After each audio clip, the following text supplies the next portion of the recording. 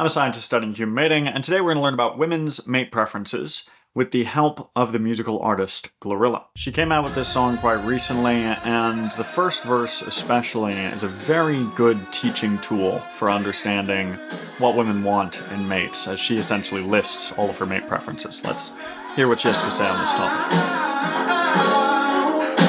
Yeah, I love me a trapping ass, dark skin, country ass, got it out the mud, 610 thug ass, talk real slick, big gun ass, pick a bitch up when we fuck, strong ass nigga. So already we almost have too much to talk about. She's talking about cues to physical attractiveness, cues to resources, having got it out the mud. But what I want to talk about is the cues to formidability she mentioned. So she mentioned that she prefers large body size, that she prefers that he is armed, that she prefers that he is strong. These are all cues to formidability, and it makes sense that they're desired based on something called the bodyguard hypothesis, which is essentially that women will choose mates given that the world is a dangerous place, and given that women are generally less strong than men. It makes sense that women would want to, as part of their mating game, recruit someone who can actually protect them and their offspring, should it come to that. And some very interesting research from one of my supervisors, Rob Brooks, found that when women are in areas that have a higher homicide rate, they actually prefer more masculine men. And that's quite understandable under this hypothesis, right? You want someone who's more formidable. And, you know, Glorilla, as far as I know, is from the Fraser neighborhood of North Memphis, which, as far as I know, is actually quite a dangerous neighborhood. And so it makes sense that she would have a strong preference for a man who's formidable. I mean, if I was a woman living in a dangerous neighborhood, I would also want a man who had large body size and an ability to use a weapon and physical strength. Those would be attractive traits. So it makes a lot of sense under that hypothesis, right? If you're in an area that's more dangerous, you probably do want someone who can protect you. Let's keep going. Making them play, stacking that pay, buy me whatever I want, ass nigga. 3 pointers on the chain, fresh new J's, AMG switch lanes, ass nigga. So now we've got a lot of cues to resources here, and I want you to notice it's not just cues to resources, it's also willingness to invest in resources. So she talks about him having a luxury car, she talks about him having new shoes, she talks about him having nice jewelry, right?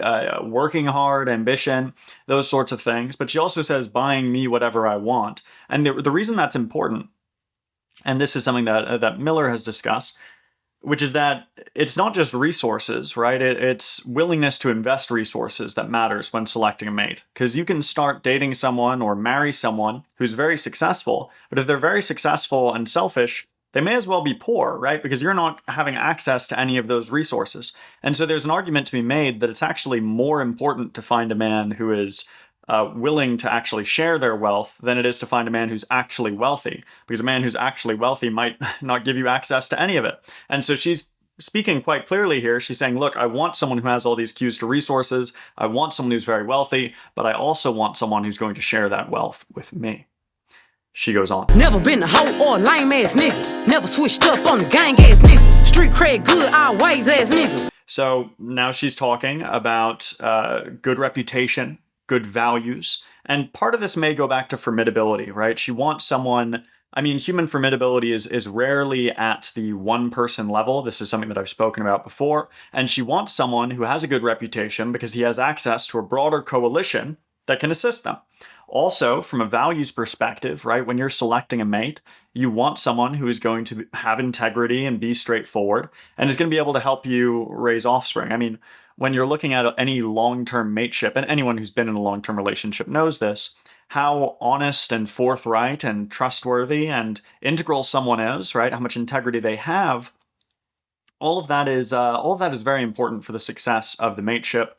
And if you have offspring with someone, then you certainly would know that that becomes all the more important. So she's saying that she wants someone who's never betrayed his friends, someone who has a good reputation with his friends, and someone who's never been a pushover, so to say. Pretty interesting and understandable again.